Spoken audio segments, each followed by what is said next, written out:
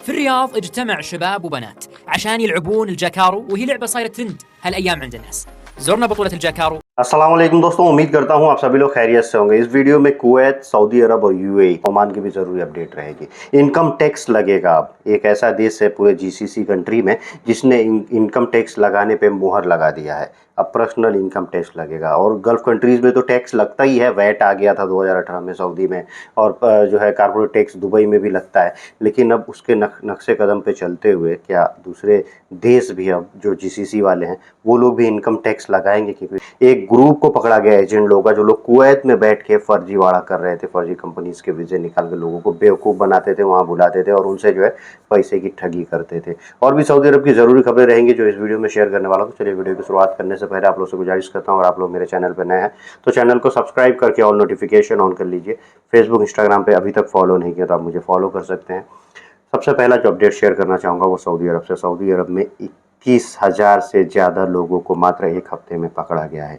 और ये लोग के ऊपर सबसे ज़्यादा जो चार्जेस लगे हैं वायलेशन के लगे हैं कि वहाँ पे रहते हुए उनका इकामा नहीं है, इकामा एक्सपायर है, अपने कबील के वास्ते भागे हुए हैं, या फिर गलत तरीके से सऊदी अरब में एंट्री लेके रखे हैं। और भी बहुत सारे उनके ऊपर वायलेशन लगे हैं, लेकिन मैक्सिमम ये सब वायलेशन लगे हैं। सऊदी अरब में छानबीन और जाँच जो है बहुत तेज़ी से चल रहा है। तो जो लोग भी वहाँ वायलेटर हैं वो जो है या तो कोई भी लगा के इंडियन एम्बेसी से, अगर अपने अपने देश जिस एम्बेसी से भी वो बिलोंग करते हैं जिस देश से, उस एम्बेसी में कांटेक्ट करके कोशिश करें कि अपना जो है अपने देश में लीगली वापस आ जाएं। अगर इनके हत्थे चढ़ते हैं पुलिस वालों के तो ये लोग पकड़ते हैं, फिर जेल में रखते हैं, फिर डिपोटेशन का हर चीज़ रेडी करके फिर डिपोर्ट कर देते हैं। कुवैत से अगला खबर है। कुवैत में फेक वीज़ा एजेंट लोगों को पकड़ा गया है। नकली वीज़ा एजेंट जो कि मतलब नकली कंपनीज़ के नाम पे वीज़ा निकालते थे, लोगों को, गैर मुल्कियों को वहाँ पे बुलाते थे और उनसे जो है 500 जो दिनार होता है उससे लेके 2000 दिनार तक की ठगी करते थे। उनको लेके आते थे, भाई चलो हम तुम्हारा ये कंपनी में लगा देंगे, ये ट्रांसफ़र का इतना देना पड़ेगा और इस कंपनी में ट्रांसफ़र का इतना, मतलब ऐसे करके 500 दिरहम से लेके 2000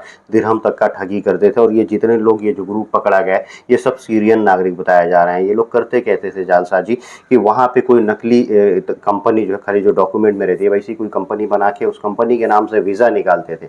सैकड़ों लोगों को जो है वीज़ा वो ऑफ़र दे के उनसे पैसों की ठगी करके और जो है कुवैत बुलाते थे। लोगों को लगता था कि भाई ये तो कुवैत से बोल रहा है, कुवैत में है और यहाँ पे इसे डायरेक्ट हमको वीज़ा मिल रहा है और इतनी सैलरी है, ऑफर लेटर मिल गया। इन सब चीज़ों का लालच देके और ये अपना काला कारोबार चला रहे थे। अब बात करते हैं इनकम टैक्स की।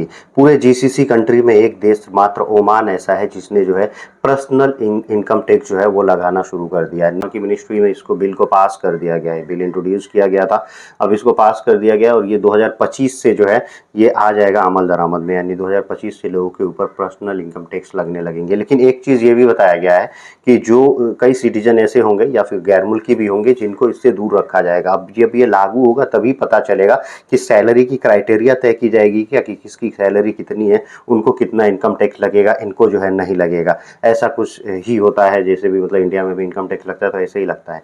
तो ये इनकम टैक्स, अब इनकम टैक्स क्यों लगाया जाता है? ताकि जो गवर्नमेंट है उसके खाते में रेवेन्यू जाए, एक अलग तरीके का और रेवेन्यू जनरेट होकर एक पैसा जो है लोगों के इनकम से ही गवर्नमेंट को जाए और फिर गवर्नमेंट उसको यूज़ करे अपने सरकारी स्कीम्स में। यही होता है इनकम टैक्स का मतलब। पूरे जीसीसी देशों में जो है इनकम टैक्स नहीं लगता था। यही एकमात्र रीज़न है कि गैर मुल्की वहाँ पे जो है भर भर के जाते थे पूरे जीसीसी देश में, अभी भी जाते हैं कि वहाँ इनकम टैक्स नहीं लगता है। हम जो कमाते हैं, जो हमारी सैलरी होती है वो पूरी की पूरी हमको मिल जाती है, वहाँ पे कोई टैक्स नहीं देना होता है। लेकिन अब ओमान ने चूँकि इसकी शुरुआत कर दी है, तो यूएई हो या सऊदी अरब हो या पड़ोसी देश जो भी हो, वहाँ भी अब ये बात आएगा, उधर भी खलबली मचेगा कि इधर भी इनकम टैक्स लगाते हैं क्योंकि यहाँ से हमारे को रेवेन्यू आ जाएगा, यहाँ से भी हम पैसा जनरेट कर सकते हैं, सरकारी खजाने भर सकते हैं।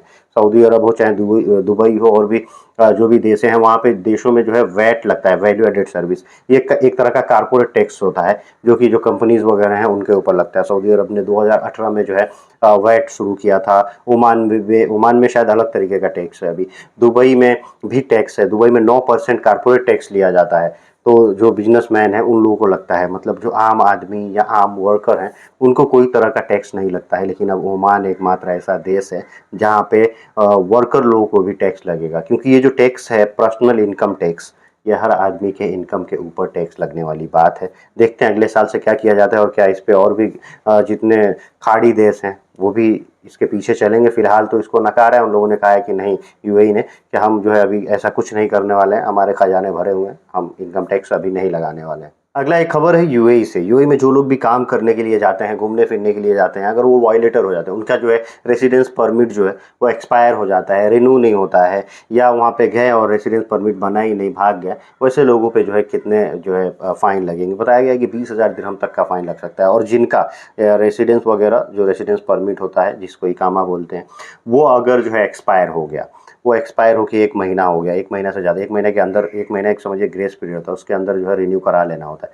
नहीं तो उसके बाद से 20 दिरहम पर डे का जो है फ़ाइन लगेगा, 20 दिरहम पर डे। अब जितना दिन उसमें डिले करेंगे उतना फ़ाइन जो है वो 20 दिरहम पर डे के हिसाब से बढ़ता जाएगा। सऊदी अरब के मिनिस्ट्री ऑफ फॉरेन अफेयर्स ने जो है अनाउंसमेंट किया है और कहा है कि अर्जेंटली जो है जितने भी सऊदी नागरिक हैं वो लेबनान को खाली कर दें, यानी लेबनान से जो है सऊदी अरब वापस आ जाएँ, और जो लोग लेबनान जाने की अभी सोच रहे हैं सऊदी नागरिक, वो लेबनान ना जाएँ, उनके ट्रैवल पे बैन लगा दिया है।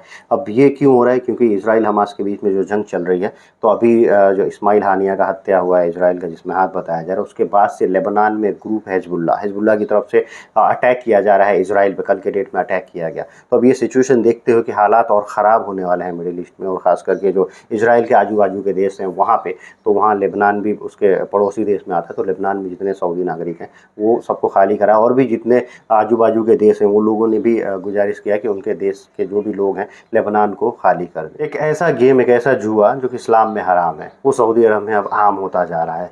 हराम और हलाल का फ़र्क जो है अब सऊदी अरब में नहीं रखा जा रहा है। आप समझ सकते हैं, किसी भी हराम चीज़ को अगर दूसरे तरीके से पेश करके कहा जाए कि ये हलाल है, तो वैसा चीज़ सऊदी अरब में किया जा रहा है। जो क्लब हाउस में वगैरह जाते हैं लोग और क्लब में जाके कार्ड्स वगैरह खेलते हैं, जो ताश के पत्ते होते हैं, वैसे खेल जो है शुरू हुई है। इसका नाम ज़काल टाइप का कुछ रखा गया है, और इसका कंट्रोवर्सी भी इस पर क्रिएट हो रही है। लोग कह भी रहे हैं कि ये गलत है, कई लोग इसको एंजॉय कर रहे हैं, मज़े ले रहे हैं। और हद तो ये है कि औरतें भी जा रही हैं, और औरतें भी इस ताश के पत्ते क्लब में जाके ये सब चीज़ें खेल रही हैं। ये एक तरह का जुआ ही है, पैसे लगाते हैं, खेलते हैं, एंजॉय करते हैं, कोई हारता है कोई जीतता है, तो इसको जुआ ही बोलते हैं। और जुआ जो है किसी भी तरह से खेला जाए वो इस्लाम में हराम है। लेकिन सऊदी अरब अब हराम क्या है, हलाल क्या है, उसमें डिफ्रेंशिएट करना जो है मॉडर्नाइजेशन तरीके से शुरू कर दिया है। सऊदी अरब के जैजान रीजन में खतरनाक बारिश हो रही है। बारिश में एक जो है यूनिक, एक अलग तरीके का जो है एक वीडियो, करिश्माई वीडियो देखने को मिला, जो कि वीडियो वायरल हो रहा है। एक जो है वाटर टावर आप कह सकते हैं कि वो खड़ा हुआ दिख रहा था। मतलब हो सकता है कहीं का बादल फटा हो और वहाँ डायरेक्ट जो है एक लाइन बन के, और वहीं पे बारिश की पूरा पानी जो है वो गिर रहा है समुद्र में। ऐसा कुछ दिखाया गया, ऐसा कुछ नज़ारा देखने को मिला है, और इसकी वीडियो वायरल हो रही है। इसको वाटर टावर नाम दिया गया है। और वीडियो के आखिर में बात करते हैं सेम जैजान रीजन की ही एक वीडियो वायरल हुई थी, जिसमें जो है एक हस्बैंड और जो उसकी वाइफ थी, वो दोनों लोग दब गए थे। एक जो है ब्रिज था जो अंडर कंस्ट्रक्शन था, वो ब्रिज गिर गया था, उसके नीचे जो है ये दोनों लोग दब गए थे। स्पॉट पे ही औरत की मौत हो गई थी, लेकिन उसके बाद से मर्द जो है हॉस्पिटल भर्ती हुआ था, उनकी भी मौत हो गई।